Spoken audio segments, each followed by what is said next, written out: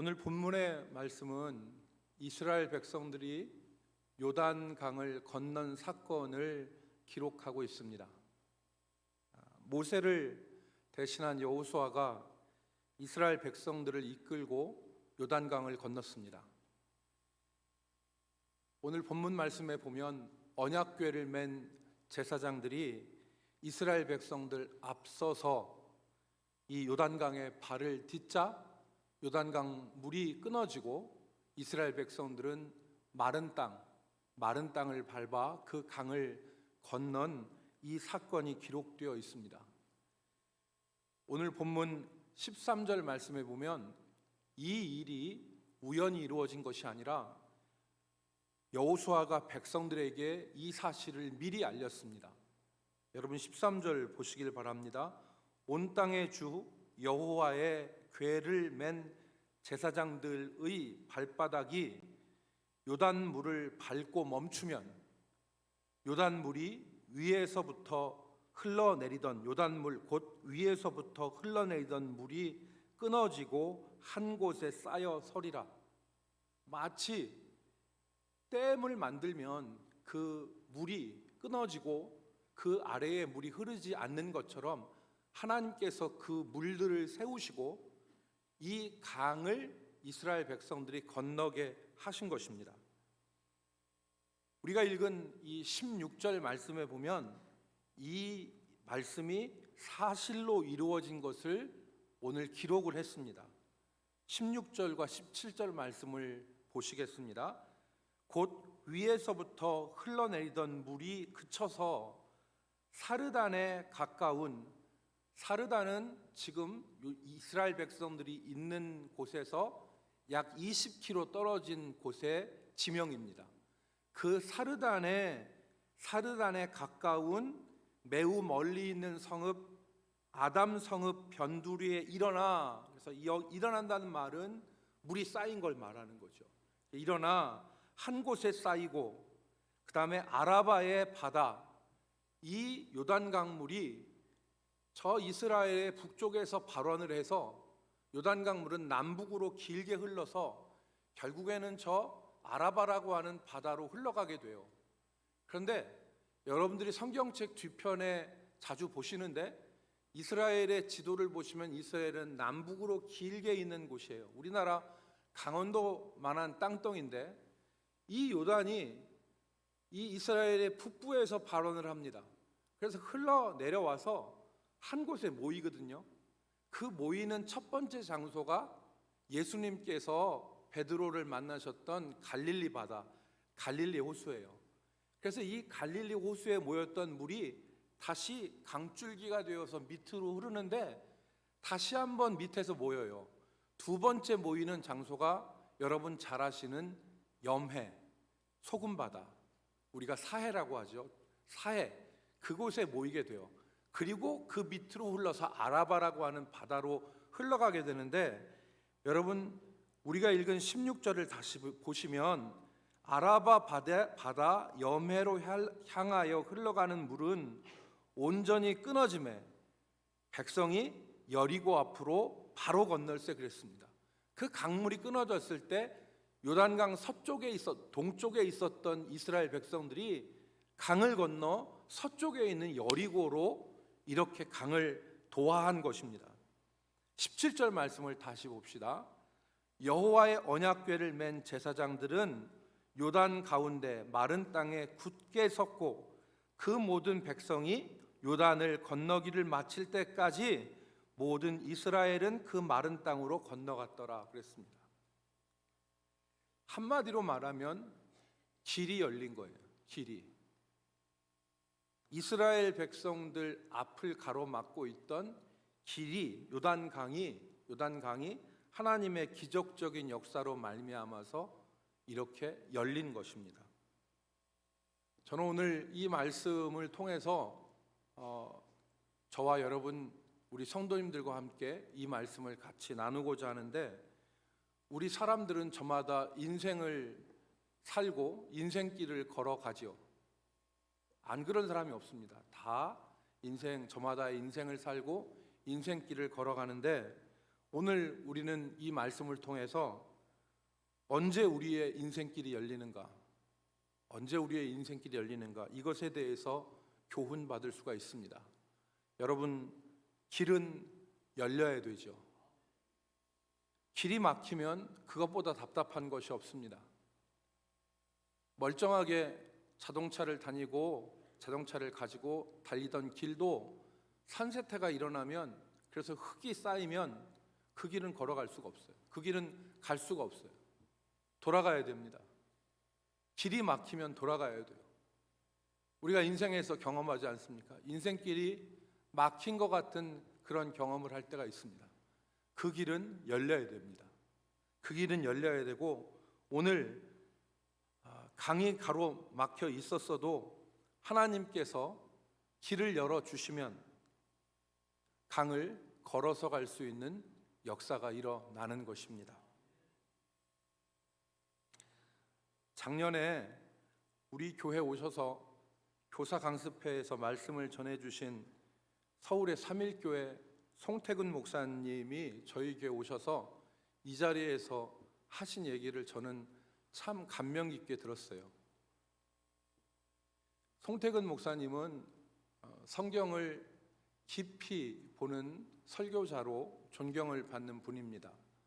성경을 깊이 묵상하고 성경 안에 있는 그 진리를 이렇게 끌어올리는 그런 설교자로 존경을 받는 분이신데, 특별히 사회적인 이슈나 아니면 사회적인 어떠한 그 문제에 대해서도 바른 관점과 바른 방향을 제시하고, 또 본인이 또 그렇게 사심으로 더욱 존경받으시는 분입니다. 저와 같이 총신대학 재단 이사로 이분이 섬기시는데, 이분이 목에다가 좀 힘을 주고 얘기할 수 있는 위치에 있는 분이에요. 작년에 우리 총신대학이 학내 사태가 있어서 임시 이사 체제가 되었을 때 문제가 뭐였었냐면, 외부에 있는 전입금이, 발전기금이 한 푼도 들어오지 않았어요. 그러니까 그게 평가 항목에 다 기록이 되는데, 그래서 학교가 굉장히 어려웠습니다. 그런데 이 삼일교회에서 올해 8억 원을 발전기금을 냈어요. 그러니까 혼자 그 한 교회에서 8억 원의 발전기금을 냈어요. 그러니까 목에다가 좀 힘을 주고 얘기할 만하는데, 제가 1년 가까이 같이 이사회에 참석해서 봤는데 발언을 한 기억이 잘 안 나요. 이사회에 성실하게 와서 앉아 계시는데 아무 발언 안 하세요. 필요할 때 그냥 한두 마디만 하시는 정도예요. 미국에서 유학을 했고 대한민국에서 내노라 하는 교회의 담임 목사신데, 전혀 뭐 그런 무게 잡고 거드름 피고 하는 모습이 있는 게 아니라 정말 말을 아껴서 하고, 다 들고 나서 한마디 정도를 해요. 그러니까 참 존경할 만한 분이죠. 그런데 이분이 우리 교회 오셔서 자기 살아온 얘기를 하시더라고요. 저는 참 감명 깊게 들었습니다. 근데 이분이 자기가 대구의 야간 고등학교를 나왔다는 거예요. 제가 이렇게 보니까 바둑도 출신 고교 대항을 하더라고요. 바둑도 출신 고교별로 대항전을 하더라고요. 그래서 뭐 예를 들어서 부산에 가면 명문 고등학교가 어디고, 뭐 서울에 가면, 전주에 가면, 광주에 가면, 대전에는 무슨 고등학교가 이렇게 있는데, 본인은 대구에 있는 야간 고등학교를 나왔대요. 집안이 가난해서 낮에 학교를 다닐 수가 없었답니다. 아버님이 사업에 실패해서 어린 동생들을 부양해야 됐고, 그래서 낮에는 돈을 벌어야 됐대요. 부모님의 돌봄이나 사랑을 많이 받고 자라질 못했답니다. 그런데 이 학생이 은혜를 받아서 총신대학을 갔어요.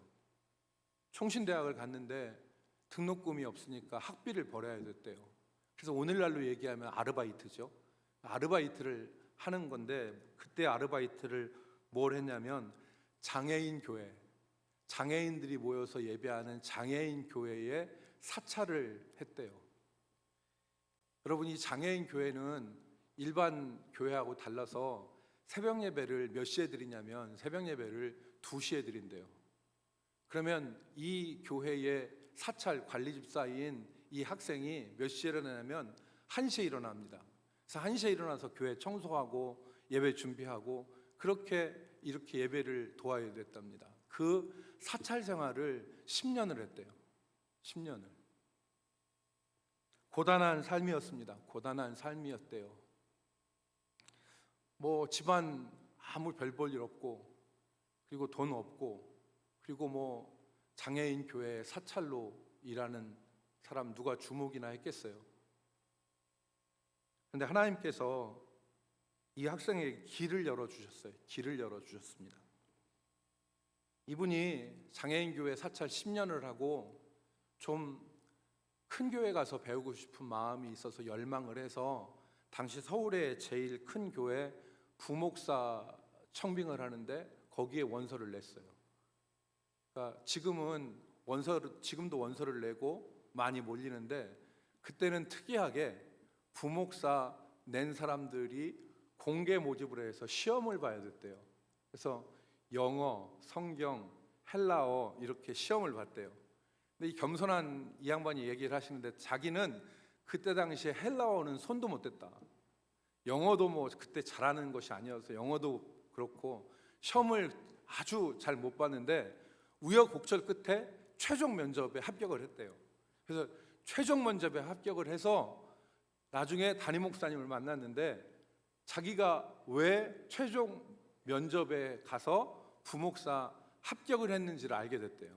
그게 왜냐하면 그 교회에서 당시에 정말 최초로 장애인 부서를 신설해서 장애인 부서를 담당할 교역자를 모집을 하고 있었는데, 낸 사람 중에서 이력서를 보니까 이 송 목사님의 이력서가 눈에 확 들어오더라는 거예요. 무슨 이력? 장애인 교회 사찰 10년 한 이력. 누구보다도 장애인들을 잘 알겠구나.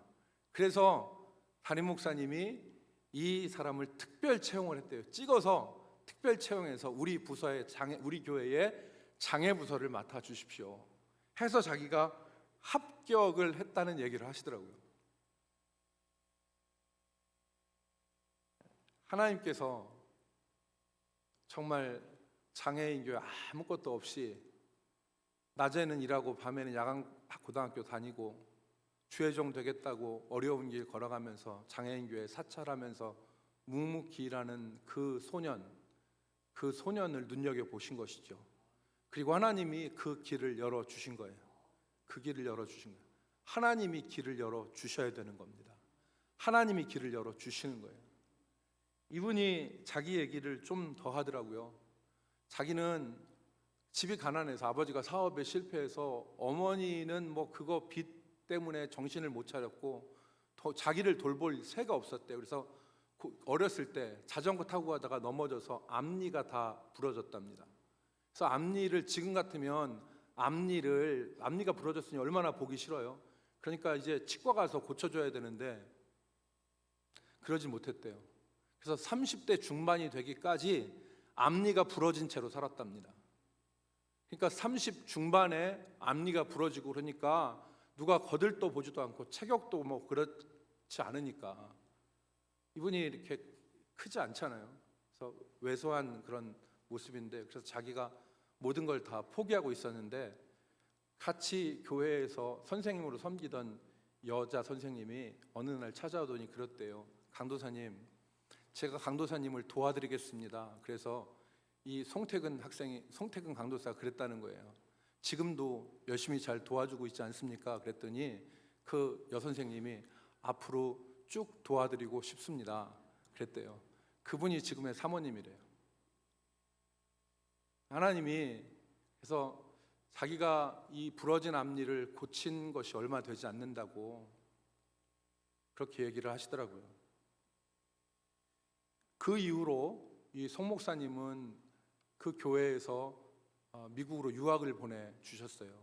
그래서 미국에서 공부하고 플러에서 박사학위 받고 그리고 돌아와서 지금 3일교회를 섬기고 있는 것입니다. 사랑하는 성도 여러분, 하나님께서 오늘 본문의 말씀처럼 인생의 요단강을 갈라주시든지 아니면 누구 말대로 길이 없으면 길을 만들겠다는 각오로 길을 개척해 나가든 하나님이 길을 열어주셔야 되는 거예요. 저는 우리 대전남북교회 모든 성도들, 저를 비롯하여 우리 모든 성도들의 인생의 길을 하나님께서 열어주시기를 주의 이름으로 축복합니다. 우리의 길, 우리의 자녀들의 길을 하나님께서 열어주셔야 돼요. 하나님이 열어주셔야 됩니다. 하나님이 갔다가 이 못가게 길을 막으시면 재간이 없는 거예요. 하나님이 길을 열어주셔야 되는 거예요. 내 길을 열어주시고 우리의 가정의 길을 열어주시고 자녀들의 길을 열어주셔야 되는 겁니다. 언제 길이 열리느냐? 오늘 본문에 보면 두 가지를 우리가 같이 발견할 수 있습니다. 첫 번째는 언약궤를 맨 제사장들의 뒤를 따라갈 때 길이 열렸습니다. 언약궤를 맨 제사장들을 따라갈 때 길이 열렸던 거예요. 여러분 오늘 3장 3절 말씀을 보세요. 3장 3절의 말씀에 보면 백성의 관리들이 진중에, 이스라엘 백성들 진중에 두루 다니며 백성들에게 말합니다. 3절, 백성에게 명령하여 이르되 너희는 레위 사람 제사장들이 너희 하나님 여호와의 언약궤를 매는 것을 보거든 너희가 있는 곳을 떠나 그 뒤를 따르라 그랬어요. 그 뒤를 따르라. 언약궤를 맨 제사장들의 뒤를 따를 때 길이 열린 것입니다. 여러분 언약궤가 무엇입니까? 언약궤는 하나님의 계명을 담은 궤, 이 궤짝을 이 언약궤라 말하는 것입니다. 하나님의 말씀과 하나님의 임재의 상징이 바로 이 언약궤예요. 이 언약궤를 맨 제사장들의 뒤를 따라갈 때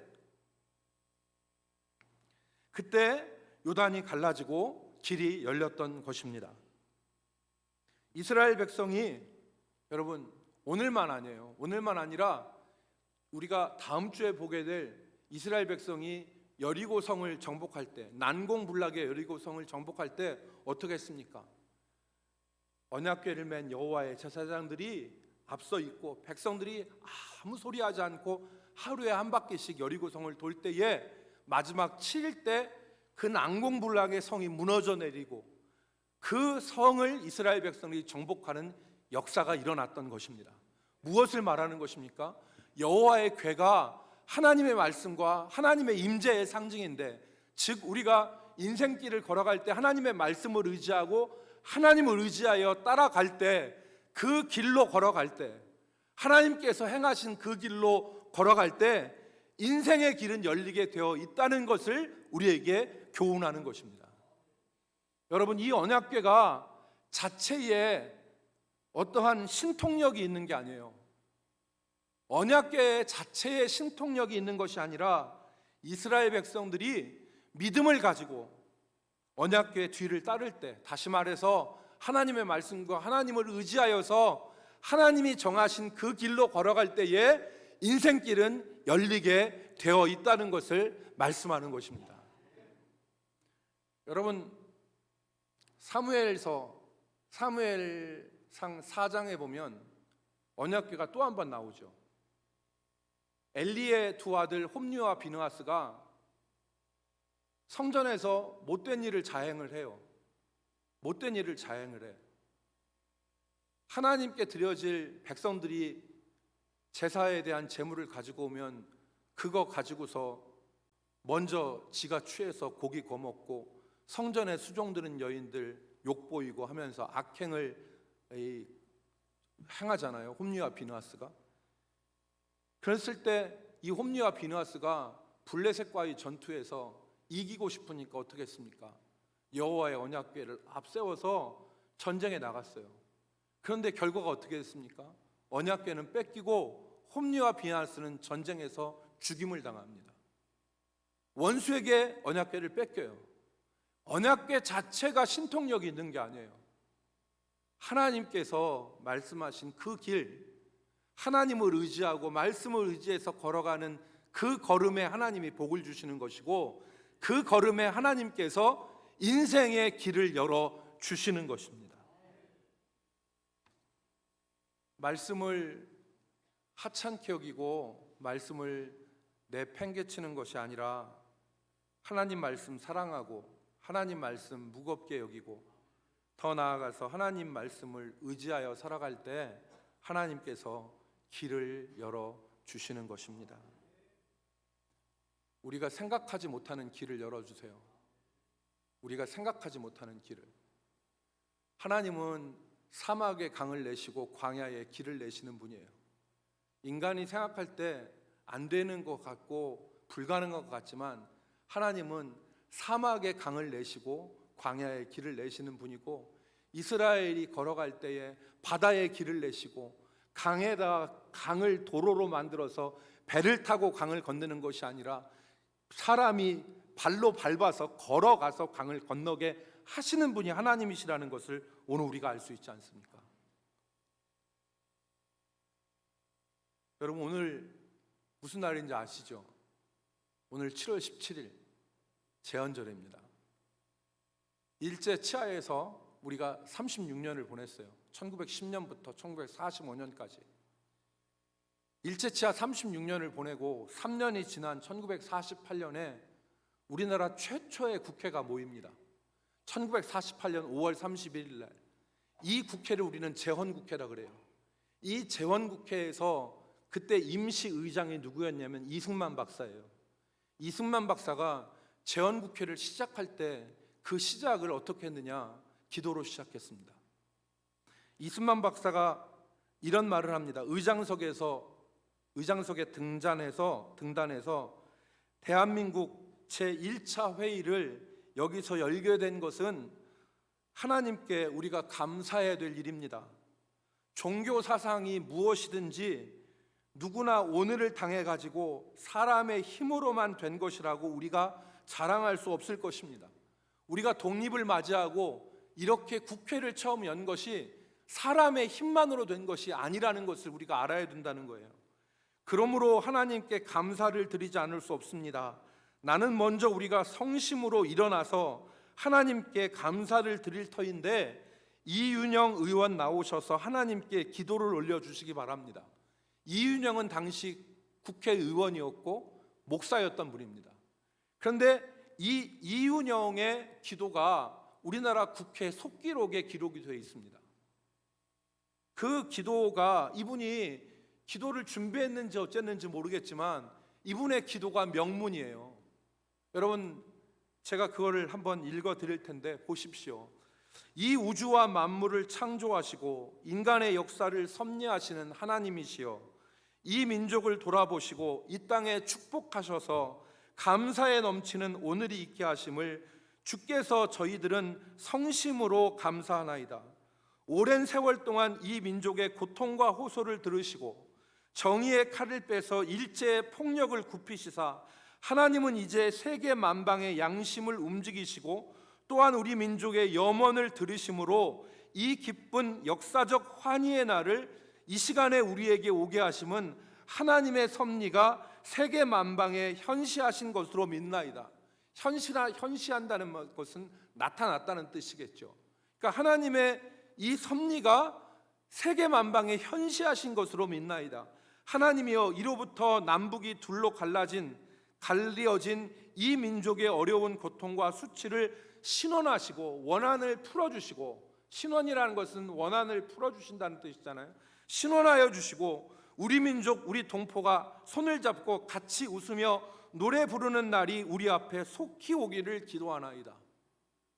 쭉 이어지는 기도가 있지만 다 읽지 못하고 마지막에 이렇게 기도합니다. 하나님, 이 회의를 사회하시는 의장으로부터 모든 우리 의원 일동에게 건강을 주시옵고 또한 여기서 양심의 정의와 위신을 가지고 이 업무를 완수하게 도와주시옵기를 기도하나이다.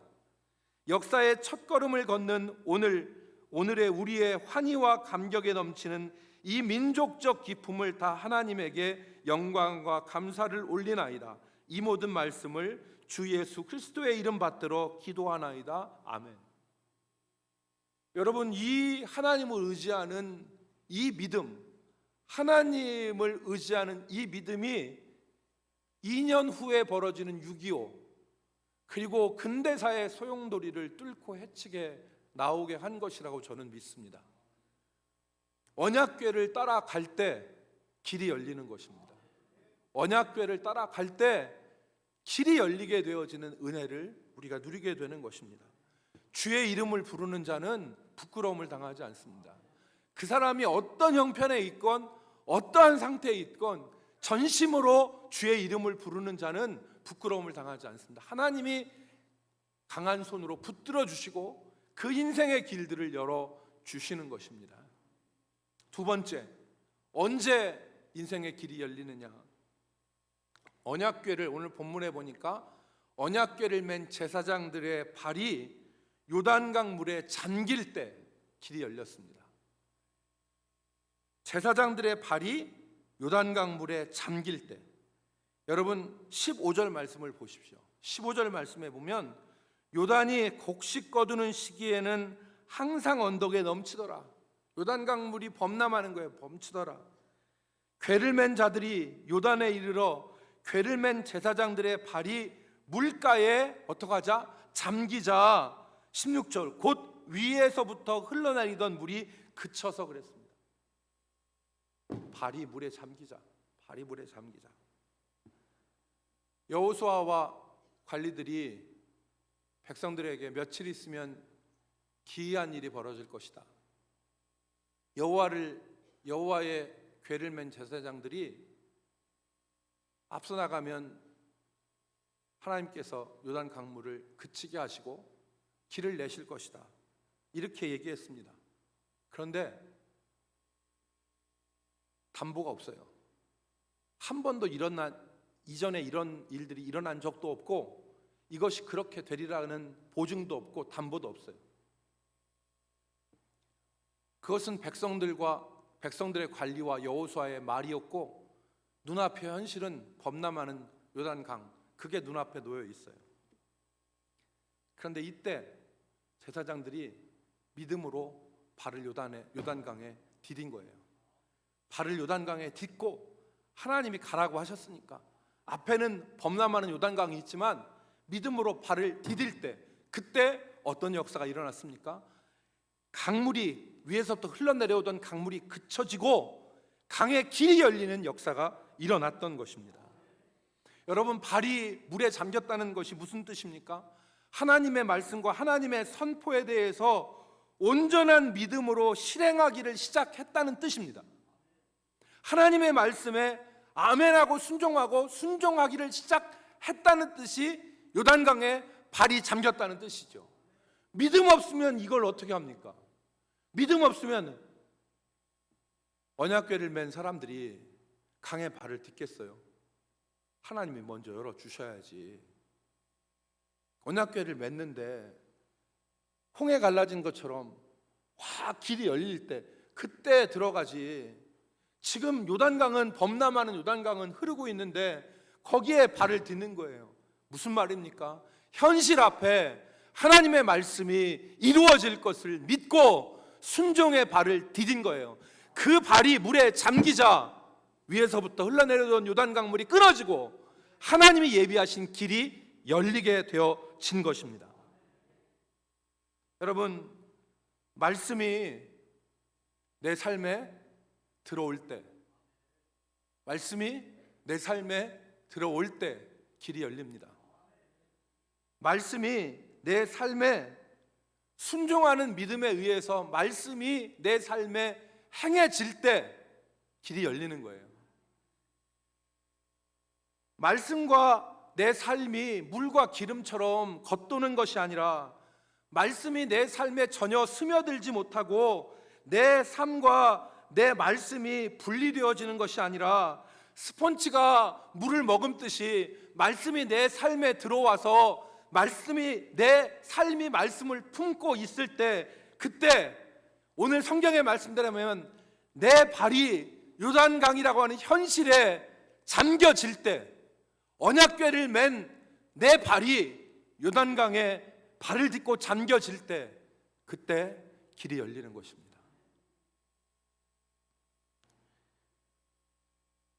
하나님의 말씀 따로, 내 삶 따로가 아니라 아까 말씀드린 것처럼 스펀지에 물이 흠뻑 적셔지고 스펀지가 물을 머금은 것처럼 말씀이 내 삶에 들어올 때, 그때 하나님께서 길을 여시는 역사를 시작하시는 것입니다.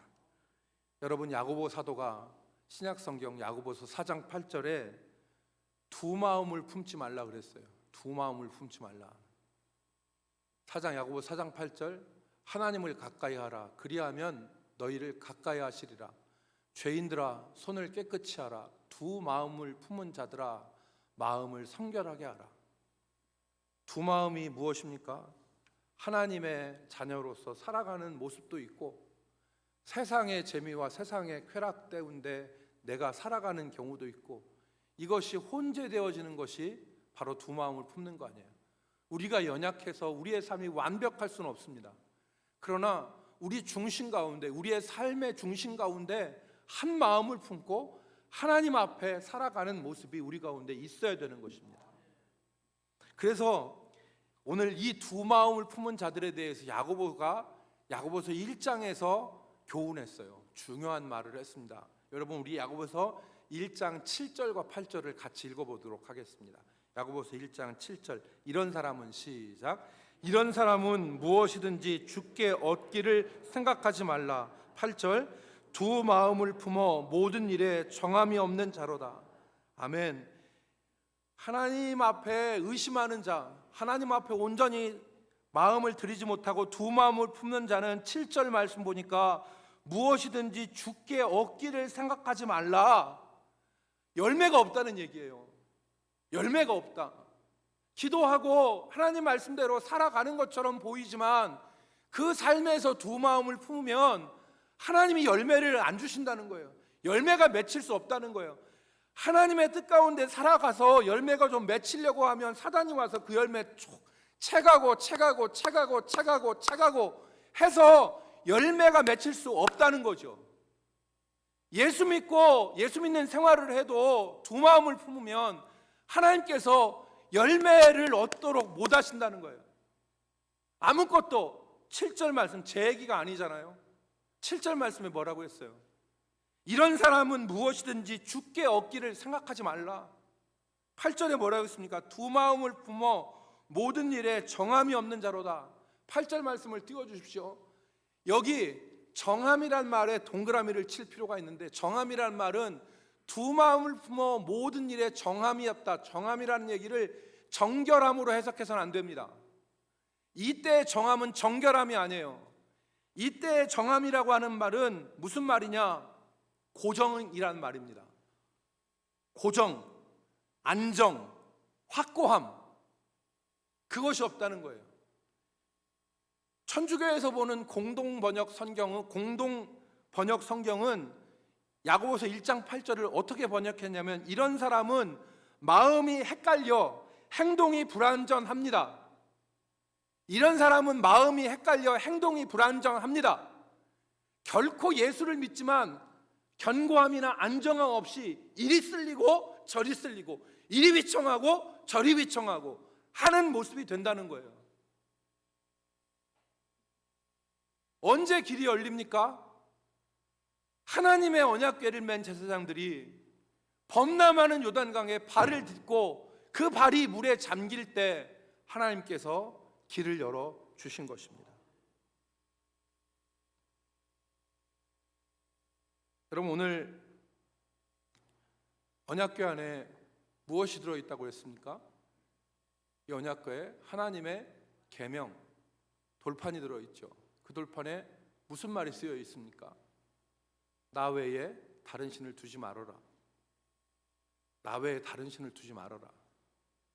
그리고 너희를 위하여 우상을 만들어서 그걸 절하거나 경배하거나 섬기지 말아라. 여호와의 이름을 망령되게 부르지 말아라. 안식일을 기억하여서 거룩히 지키라. 5번째, 내 부모를 공경하라. 6번째, 살인하지 말아라. 7번째, 간음하지 말아라. 8번째, 도둑질하지 말아라. 9번째, 거짓 증거하지 말아라. 10번째, 내 이웃을 탐하지 말아라. 이게 들어있어요, 이 말씀이. 믿음이라는 것은 저 위에 있는 엄청난 것을 행하는 것이 아니라 내 삶에서 이런 계명들을 가지고 지키려고 애쓰고 기도하고 노력하고 몸부림치는 게 믿음이에요. 안식일을 기억하여 거룩히 지키라. 주일 지키려고 몸부림치고, 우리 성도 가운데 주일 성수하기 위해서 가게 문 닫는 성도들도 있는데 얼마나 유혹이 많겠어요. 그날 가게 문 열면 사람들 다 가족 손님들 오고 이렇게 하는데 여러분 어떻게 했어요? 그렇지만 하나님 말씀이 그렇게 기록되어 있으니까 믿고 가는 거예요. 애쓰는 거예요. 내가 거짓말할 상황, 내가 도둑질할 상황이 많이 삶에서 있는데 그러지 않으려고 애쓰고 수고하고 그것 붙잡고 애쓸 때 하나님이 그걸 믿음으로 보시는 거예요. 다른 게 믿음이 아니에요. 하나님 말씀, 작은 하나님 말씀 붙잡고 지키려고 애쓰려고 순종할 때, 그때 하나님께서 요단의 강물을 끊어지게 하시고 요단에 보이지 않았던 길들을 보이게 하시는, 보여지게 하시는 역사를 허락하시는 것입니다. 사랑하는 성도 여러분, 말씀을 정리하겠습니다. 언제 인생길이 열립니까? 언약궤를 맨 제사장들의 뒤를 따라갈 때, 그리고 언약궤를 맨 제사장들의 발이 요단강에 잠길 때, 그때 하나님께서 요단에 길을 내신 것입니다. 우리 자녀들의 인생길, 우리의 남은 삶의 인생길 하나님께서 열어주셔야 됩니다. 저는 간절히 바라는 게 하나님께서 내 인생의 계획과 하나님의 인도하심, 그것이 정말 중요한데 하나님께서 길을 열어주셔야 돼요. 하나님이 길을 열어주시고 하나님께서 물붓듯 은혜를 부어주셔야지만이 살아가는 게 은혜의 사람들, 바로 저희들 아니겠습니까? 우리 모든 성도들이 언약궤를 맨 제사장들의 뒤를 따르고, 그리고 말씀대로 요단이라는 현실 앞에 순종의 발을 내디뎌서 우리의 발이 잠길 때 하나님이 길을 열어주시는 그 역사를 체험하는 우리 살아있는 신앙인들 되기를 주의 이름으로 축복합니다. 기도합시다. 하나님 아버지, 오늘 언제 요단이 갈라지고 언제 인생의 길이 열리는가 우리가 말씀을 통해서 생각해 보았는데, 오늘 우리의 삶에서 하나님의 말씀과 하나님을 의지하여 뒤따라가며 순종하는 자들 되게 하여 주시고, 우리 인생 가운데 이런 자들은 주께 아무것도 얻기를 기대하지 말라고 하는 말씀이 아니라 하나님이 주신 이른 비와 늦은 비의 역사, 하나님이 주시는 풍성한 열매와 열어주시는 길들을 누리며 찬양하는 자들로 살게 하여 주시옵소서. 예수님의 이름으로 기도 올리옵나이다. 아멘.